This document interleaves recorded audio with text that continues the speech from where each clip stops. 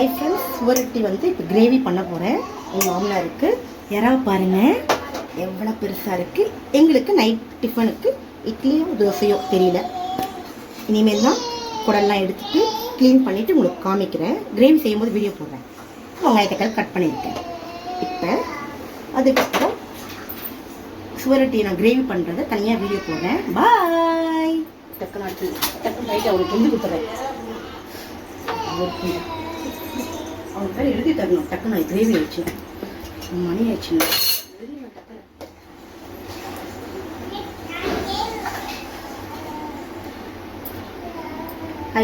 Hi friends, இப்போ வந்து சுவரொட்டி கிரேவி பண்ண போகிறேன்.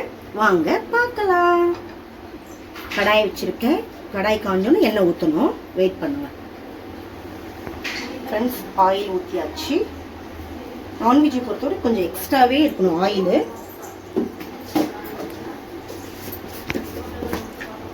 சோம்பு போட்டுக்கணும்.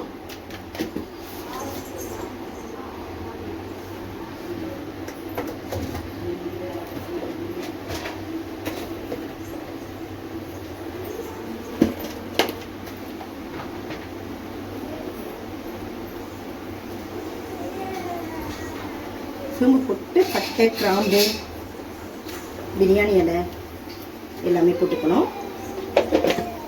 நல்லா பொரிஞ்சிரும். நெக்ஸ்ட் வந்துட்டு கருவேப்பிலை,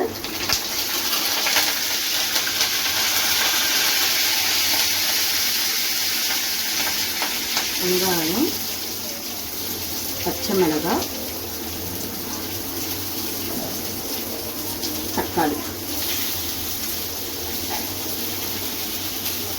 எப்பவுமே இந்த சுவரொட்டி வந்துட்டு ஃபஸ்ட்டு வேக வச்சுக்கணும். கழுவிட்டு வாஷ் பண்ணிட்டு வேக வச்சுட்டு அதுக்கப்புறம் கட் பண்ணிக்கணும். அப்போ தான் ரத்தம்லாம் லீக் ஆகாது. சுவரொட்டியை சாப்பிட்டா அவ்வளோ ஹெல்த்துங்க. பிளட்டு இல்லாதவங்க சுவரொட்டியை நீங்கள் சாப்பிட்டு வாங்கி பாருங்கள்.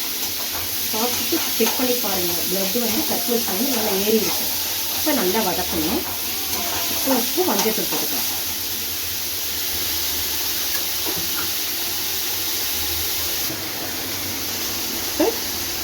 கல்லுப்பு கொஞ்சமாக போட்டுக்கிட்டேன்.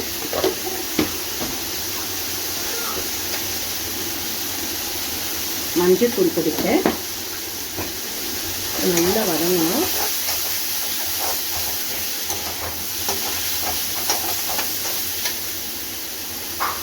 இஞ்சி பூண்டு விழுது போட்டுக்கிறேன். நமக்கு தேவையான அளவு நல்லா வதக்கணும். வதக்கிட்டு பார்க்கலாம்.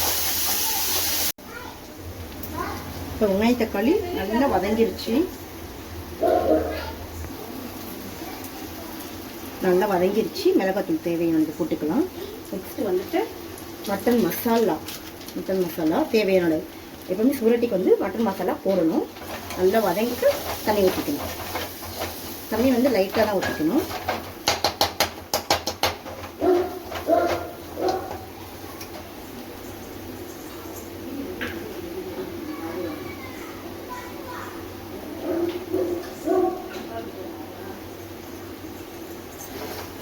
தண்ணி ஊற்றிக்கலாம். மிளகாய் பீஸ் வந்து போட்டோம்.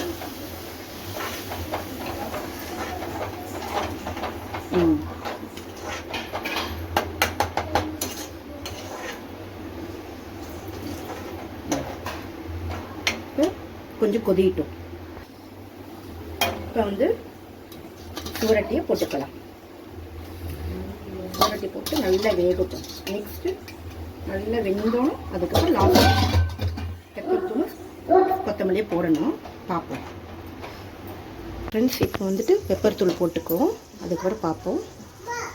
போட்டுட்டு நெக்ஸ்ட்டு போட்டாச்சு. இப்போ கொத்தமல்லி போட்டுக்கணும். அதுக்கப்புறம் செமி கிரேவி ஆயிடுச்சு.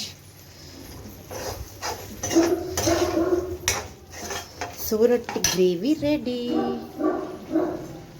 இந்த வீடியோ உங்களுக்கு பிடிச்சிருந்தா லைக் பண்ணி, ஷேர் பண்ணி, சப்ஸ்கிரைப் பண்ணுங்கள், சப்போர்ட் பண்ணுங்கள் ஃப்ரெண்ட்ஸ். பாய்.